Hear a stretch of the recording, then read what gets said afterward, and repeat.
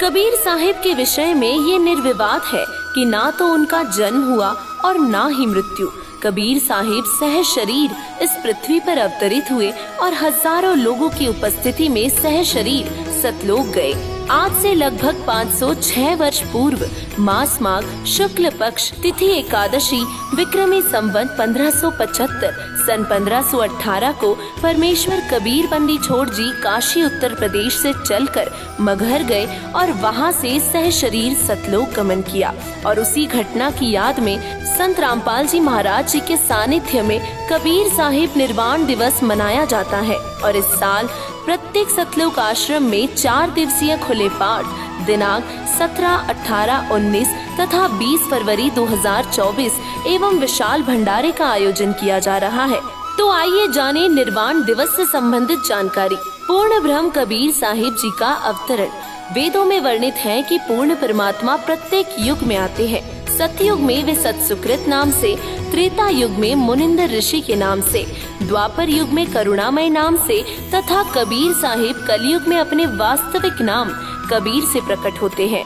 कबीर साहिब प्रत्येक रूप में सह शरीर प्रकट होते हैं और निसंतान दंपति को प्राप्त होते हैं। कबीर साहिब कलयुग में भी सह शरीर आए और सह शरीर ही पुनः अपने लोक यानी कि सतलोक चले गए। कबीर साहिब जब ब्रह्म मुहूर्त में काशी के लहरतारा तालाब में कमल के पुष्प पर प्रकट हुए थे, तब स्वामी रामानंद जी के एक शिष्य ऋषि अष्टानंद जी इस दृश्य के प्रत्यक्ष दृष्टा थे। तत्पश्चात नीरू और नीमा नाम के ब्राह्मण दंपत्ति शिशु रूप में कबीर साहिब को पाकर प्रसन्न हुए और उन्हें अपने साथ ले गए। वेदों में प्रमाण है, ऋग्वेद मंडल नंबर 10 सूक्त 4 मंत्र 3 कि परमात्मा माता के गर्भ से जन्म नहीं लेते तथा उनका पालन पोषण भी कुंवारी गायों से होता है। ऋग्वेद मंडल नंबर 9 सूक्त 1 मंत्र 9 ग्रीब पानी से पैदा नहीं, श्वासा नहीं शरीर, अन्न आहार करता नहीं, ताका नाम कबीर। परमात्मा कबीर साहिब जी की पृथ्वी पर भूमिका। कमल के फूल पर प्रकट होने के बाद शिशु रूप में कबीर साहिब नीरू और नीमा नामक जुलाहे दंपत्ति द्वारा अपने घर ले जाए गए। कबीर साहिब ने जुलाहे की भूमिका में अपनी प्यारी आत्माओं को तत्वज्ञान से परिचित करवाया था। उन्होंने शास्त्र आधारित सत्य भक्ति प्रदान की। हिंदू और मुस्लिम दोनों ही धर्मों के लोग उनके शिष्य बने। आज से लगभग 600 वर्ष पहले उनके शिष्यों की संख्या 64 लाख हो गई थी। वेदों में प्रमाण है कि वे परमात्मा कवि की उपाधि भी ग्रहण करते हैं। ऋग्वेद मंडल नंबर 9 सूक्त 16 मंत्र 18 और इसी कारण उन्हें स्थान स्थान पर कबीर देव कहकर संबोधित किया गया। और इसीलिए कबीर साहिब ने दोहों साखियों के माध्यम से अपना ज्ञान सब तक पहुंचाया। कबीर साहिब ने तत्कालीन समाज में फैली कुरीतियों पर प्रहार किया, जनता को तत्व ज्ञान से परिचित करवाया, जाति लिंग आदि के भेद से परे भक्ति के द्वार सभी के लिए खोले। हिंदू और मुसलमान दोनों धर्मों में सद्भाव और एकता प्रेषित की।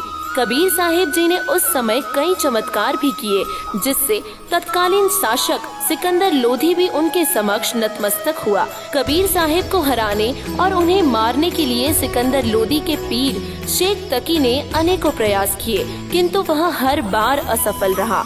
कबीर परमेश्वर जी ने अंधविश्वास का सदा विरोध किया और अनेकों बार उन्हें तोड़कर समाज में सत्य भक्ति और विवेक की भूमिका स्पष्ट की। काशी तज गुरु मगहर आए, दोनों दीन के पीर, कोई गाड़े कोई अग्नि जरावे, ढूंढा न पाया शरीर। काशी और मगहर को लेकर तत्कालीन समाज का भ्रम। कबीर साहिब जी ने सदा ही अंधविश्वास और रूढ़ियों का विरोध किया और उन पर सत्य ज्ञान की प्रतिष्ठा की।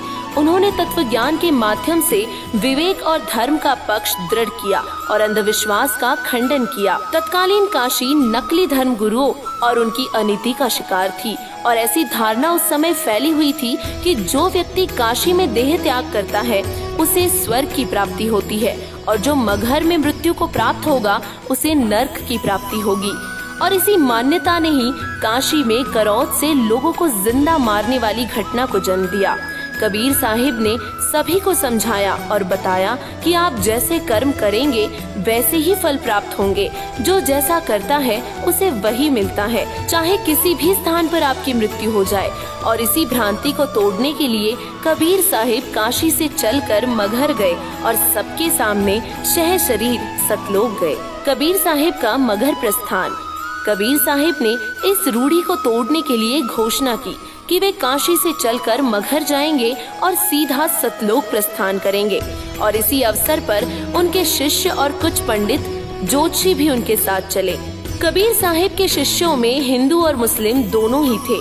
उनके शिष्यों में राजा वीर सिंह बघेल और मगहर रियासत के स्वामी बिजली खां पठान भी थे। दोनों ही धर्मों के लोग कबीर साहिब का अंतिम संस्कार अपनी धार्मिक रीति के अनुसार करना चाहते थे। उन्होंने तय कर लिया कि कबीर साहिब के शरीर को हम बलपूर्वक ले लेंगे। कबीर साहिब पूर्ण परमेश्वर हैं, वे बच्चों के मन की बात जानते थे। चले कबीर मगर के ताई, तहाँ वहाँ फूलन सेज बिछाई। दोनों दीन अधिक प्रभाऊ, दोषी दुश्मन और सब साहू। तहाँ बिजली खां चले पठाना, वीर सिंह बघेला पद परवाना। काशी उमटी चली मगहर को, कोई न पावे तास डगर को। वैरागी सन्यासी जोगी, चले मगहर को शब्द वियोगी। 3 रोज में पहुँचे जाई, तहाँ वहाँ सुमरन राम खुदाई। दहु दीन है बाहा जोरी, शस्त्र बांध लिए भरी गोरी। वेगा डेवे जारन कही, दोनों दीन अधिक सोफही। सूखी पड़ी आमी नदी को फिर से बहाना। कबीर साहिब जी ने जीवन भर तत्वज्ञान के साथ साथ अनेकों चमत्कार भी किए। जाते जाते भी एक अनोखा चमत्कार कबीर परमेश्वर जी ने किया। मगहर पहुंचते ही मगहर रियासत के स्वामी बिजली खां पठान परमेश्वर कबीर जी की खिदमत में हाजिर हुए। कबीर साहिब जी ने नहाने की इच्छा जताई और इस पर बिजली खां पठान ने बताया कि कबीर साहिब के स्नान की व्यवस्था तो हो जाएगी, किंतु उनके साथ हजारों लोगों की व्यवस्था कठिन होगी। तथा पास ही एक आमी नदी का जिक्र किया। आमी नदी शिवजी के श्रापवश सूखी पड़ी रहती थी। कबीर साहिब जी अपने शिष्यों के साथ आमी नदी के तट पर पहुँचे और हाथ उठाकर इशारा किया, मानो जल को आगे की दिशा में बढ़ने का आदेश दे रहे हो।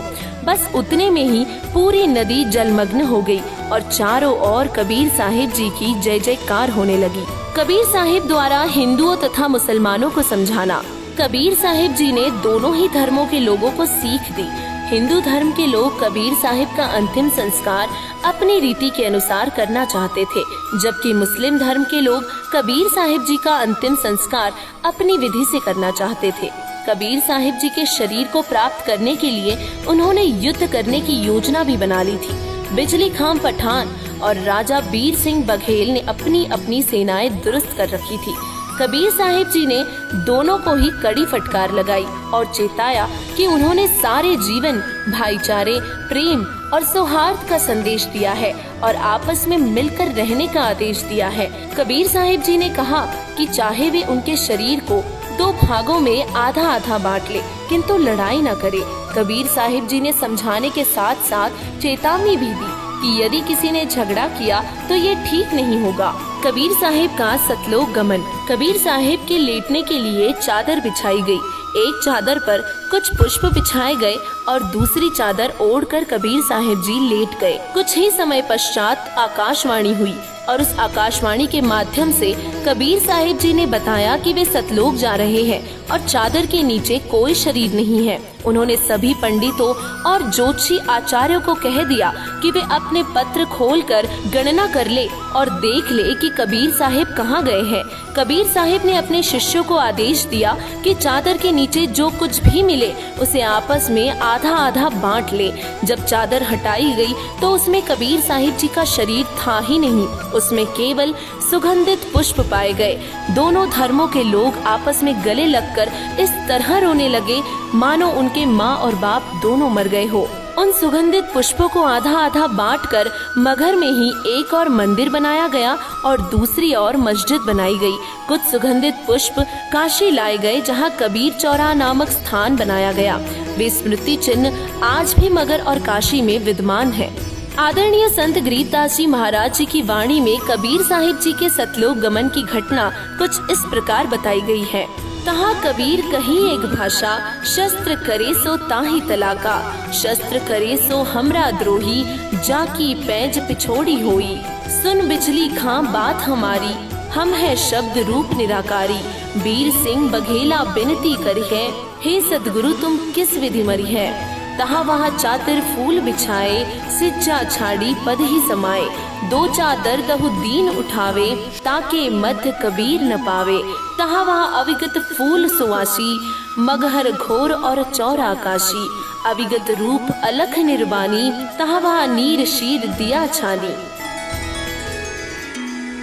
गरीब चंद्र सूरज की आयु लग, जे जीव का रहे शरीर, सतगुरु से भेटा नहीं तो अंत कीर का कीर। जगत गुरु तत्वदर्शी संत रामपाल जी महाराज जी के बोध दिवस व कबीर परमेश्वर जी के निर्वाण दिवस के उपलक्ष्य में 4 दिवसीय 17, 18, 19 और 20 फरवरी 2024 को विशाल भंडारा व संत गरीब दास जी महाराज जी की अमर वाणी का खुला पाठ और साथ ही दहेज मुक्त विवाह व रक्तदान शिविर, साथ ही आध्यात्मिक प्रदर्शनी जैसे कई भव्य कार्यक्रमों का आयोजन किया जा रहा है, जिसमें सर्व मानव समाज सादर आमंत्रित हैं। इस पूरे कार्यक्रम का सीधा प्रसारण साधना टीवी पर 20 फरवरी 2024 को सुबह 9:15 बजे से किया जाएगा।